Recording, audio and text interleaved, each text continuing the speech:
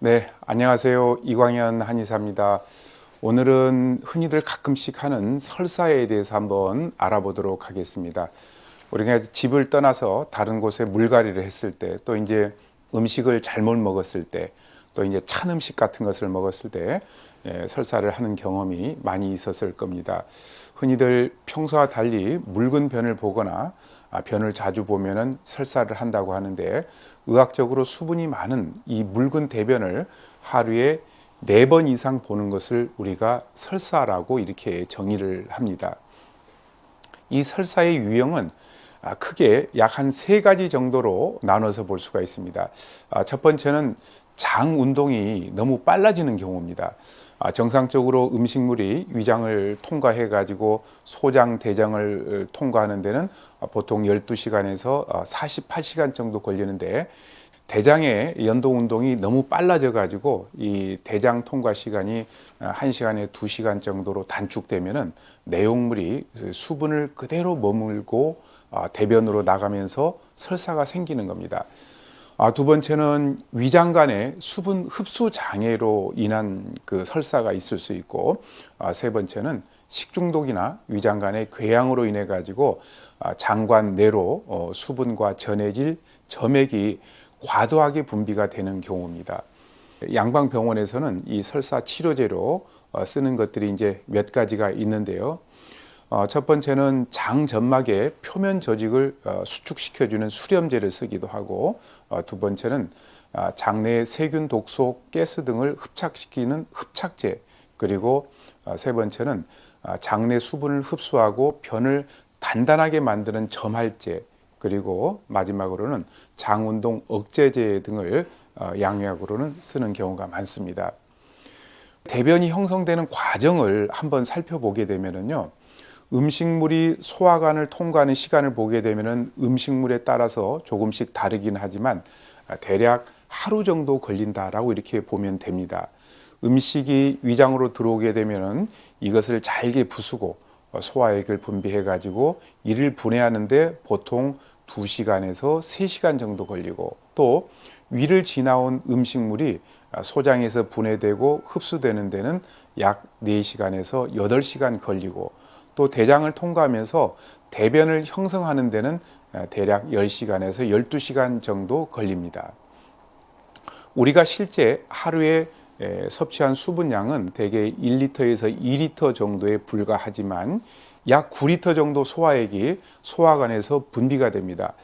이 중에 약 8리터 정도는 소장에서 흡수되고 1리터 정도만 대장에 도달하게 되는데, 대장에서는 0.9리터 정도의 수분은 흡수되고 0.1리터만이 찌꺼기와 함께 대변으로 배설이 됩니다. 즉, 대장의 시작 부분에서 내용물이 물 1리터와 섞여 가지고 액체 상태이지만 대장을 이동하면서 수분이 점점 줄어들어서 반유동 상태, 그 다음에 죽 상태, 그 다음에 고형화를 거쳐 직장에서 단단한 변으로 배출이 되는 것이죠. 자, 이렇게 설사가 있을 때 식이요법도 굉장히 중요한데요. 건강한 성인의 경우에는 설사가 나더라도 탈수와 전해질 불균형 문제만 예방한다면 그리 큰 문제는 되지 않기 때문에 다음의 식이요법과 주의사항을 잘 지키는 것이 좋습니다. 첫 번째, 설사할 때는 탈수 방지를 위해서 수분 공급이 가장 중요합니다. 우리가 끓인 보리차 1리터에 설탕 2 작은술, 소금 2분의 1 작은술을 타서 마시게 되면 탈수 현상도 막을 수 있고 전해질 불균형도 맞출 수 있습니다. 시중에서 나온 이온 음료나 또 약국에서 파는 전해질 용액을 이용으로 해도 도움이 되죠. 두 번째는 미음이나 죽에 담백하고 따뜻한 반찬 등 소화가 잘 되는 부드러운 음식을 조금씩 꼭꼭 씹어 드시길 권합니다. 세 번째는 설사를 자주 하시는 분들은 평소에 현미 잡곡밥과 채식으로 식습관을 좀 바꾸도록 하는 것도 좋겠고, 섬유질은 정장작용이 있어서 대장을 튼튼하게 해주고 또 대장에 들어온 나쁜 균들을 몸 밖으로 배설시켜주는 역할을 합니다. 따라서 현미나 통밀, 보리 등 섬유질이 많은 곡식들을 주식으로 하고 야채와 과일을 많이 드시도록 권하고 싶습니다.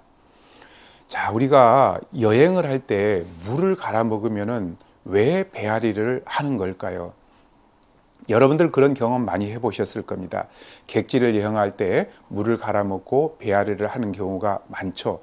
이것은 식수가 위생적이지 못한 지역에서 병균이 들어있는 음식과 물을 먹었기 때문에 발생하는 것인데요. 그런데 그 지역 사람들은 왜 괜찮은 걸까요? 그것은 거기에서 오랫동안 살고 있던 사람들의 몸에는 그곳에 만연한 병균에 대한 저항력이 생겼기 때문에 그렇습니다. 그러나 타 지역 사람들은 그 병균에 대한 저항력이 부족하기 때문에 설사나 복통 등의 배앓이를 하는 것이죠. 하지만 타 지역 사람이라도 2주 정도 지나면은 그 지역의 주민들처럼 몸에 저항력이 생겨가지고 차차 설사를 하지 않게 됩니다. 자, 이렇게 설사가 있을 때 설사를 먹게 하는 식품도 있는데요. 제일 좋은 게 매실차입니다.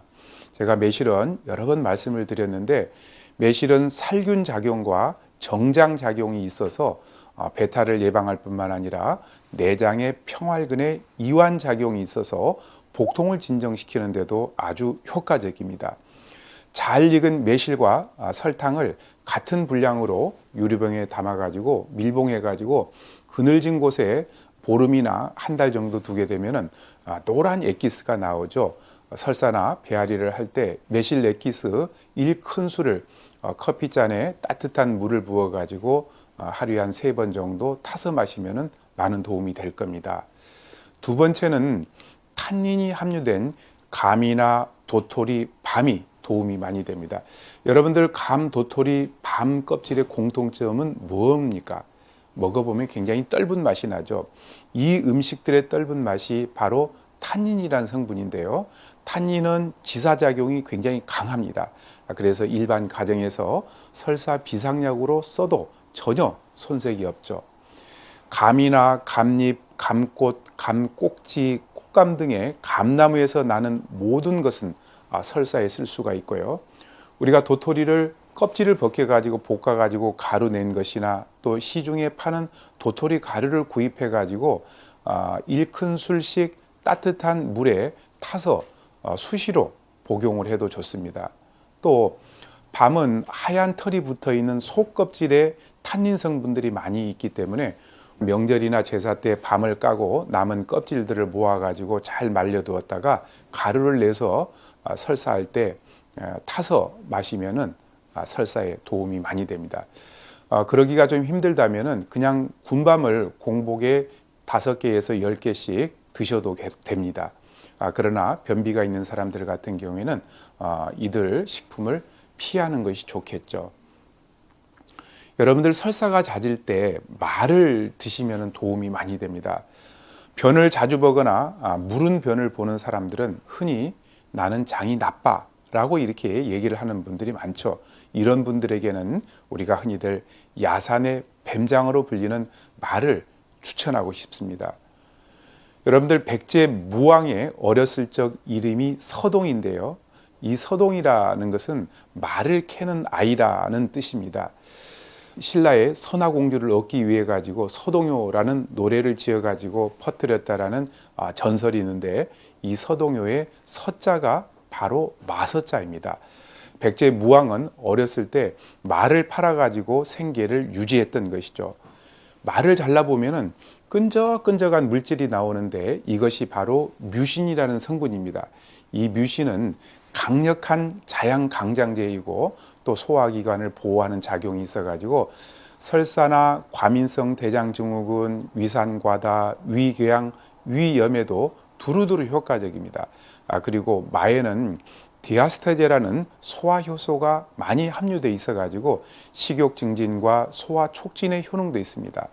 말을 씻어가지고 껍질을 벗기고 강판에 갈아가지고 불린 쌀과 함께 죽을 쏘가지고 그것을 그냥 드셔도 괜찮고 아니면은 말을 쪄가지고 그렇게 그냥 드셔도 괜찮습니다. 자, 설사를 하는 지압 방법이 이제 있는데요. 중환, 천추, 관원이라는 혈자리입니다. 이것은 이제 설사뿐만 아니라 소화기가 안 좋을 때, 또 체기가 있을 때, 소화불량이 있을 때 지압을 해주면 도움이 많이 되는데, 중환이라고 하는 혈자리는 명치와 배꼽의 정중앙인데 배꼽 위에 5cm 정도 되는 위치에 있는 경혈이고, 천추는 배꼽에서 양옆으로 5cm에 있는 경혈입니다. 관어는 배꼽 5cm 아래 위치에 있는 경혈이죠. 중환과 천추, 관원을 지압을 해주게 되면 설사에 많은 도움을 받을 수가 있습니다. 그리고 우리가 찬 음식을 먹거나 배를 차게 해서 설사가 날 때는, 아니면 또 이제 술을 많이 마셔서 설사가 잦은 경우에는 굵은 소금을 후라이팬에다가 볶아 가지고 보자기에다가 이렇게 넣고 그걸 싸 가지고 배꼽에 얹어 놓고 찜질을 하는 것도 도움이 많이 되죠. 우리가 설사를 할 때 병원에 가야 되는 경우가 있습니다. 그것은 하루에 5번 이상의 묽은 변을 보고 설사가 2일 이상 계속될 때 식중독이나 장염 등으로 인한 탈수가 우려되기 때문에 이런 경우에는 병원에 가서 진료를 받아야 되겠고, 대변에 피나 점액질이 섞여져 나올 때 이질이 의심되기 때문에 역시 병원에 가야 되고, 고열이나 오한, 구토, 복통이 동반되는 설사가 3일 이상 계속될 때는 장염이나 이질이 의심되기 때문에 병원에 가서 진찰을 받아보고요. 체중이 2kg 이상 감소가 되었을 경우 탈수 증세가 심하기 때문에 병원에 가서 수액 같은 걸 이런 걸 보충해 주는 것도 도움이 됩니다. 우리가 같은 음식을 먹은 사람들이 같은 증세를 보이면서 설사를 하는 경우 식중독이 의심이 되기 때문에 역시 병원에 가서 원인을 밝히고 치료를 받아야 되겠죠. 입이 마르고 하루에 한 번 정도로 소변 횟수가 줄고 피부가 건조하고 힘이 없고 어지럽고 맥박이 빨라지는 증상이 있으면 탈수 위험이 있기 때문에 역시 병원에 가서 진찰을 받아봐야 되겠고, 평소에 당뇨나 간장 질환을 앓고 몸이 쇠약한 경우, 그리고 또 어린이나 노인들의 경우 탈수가 있어도 증세가 잘 나타나지 않기 때문에 병원에 가서 진료를 받아보시는 것이 좋습니다. 자, 마지막으로 설사가 있을 때 한방에서는 삼령 백출산이라는 처방을 쓰는데 상당히 굉장히 효과적입니다. 이 삼령 백출산의 처방 구성을 보게 되면은 인삼이 주 약재인데요. 설사로 떨어지는 기운을 보충하고 비위를 굉장히 튼튼하게 해주는 역할이 있고, 비위장의 기능을 튼튼하게 하고 음식물을 소화시키는 백출, 그리고 독소를 중화시키고 기운을 생기게 하고 체력을 증강시켜주는 감초, 또 근육의 피로를 풀어주고 영양을 공급해주는 백작약, 또 위와 장을 튼튼하게 하고 또 장에서 수분 흡수를 도와주는 사인, 산약, 연자육, 그리고 몸에 나쁜 습을 빼주는 역할을 하는 의인, 백편두, 이렇게 구성되어 있는 처방이 삼령 백출산입니다. 설사로 굉장히 몸이 피곤하고 그리고 또 식욕도 없고 몸이 자꾸 가라앉은 경우에는 이렇게 삼령 백출산을 잘 활용을 해보면은 많은 도움을 받을 수가 있을 겁니다. 오늘은 설사에 대해서 알아봤습니다. 감사합니다.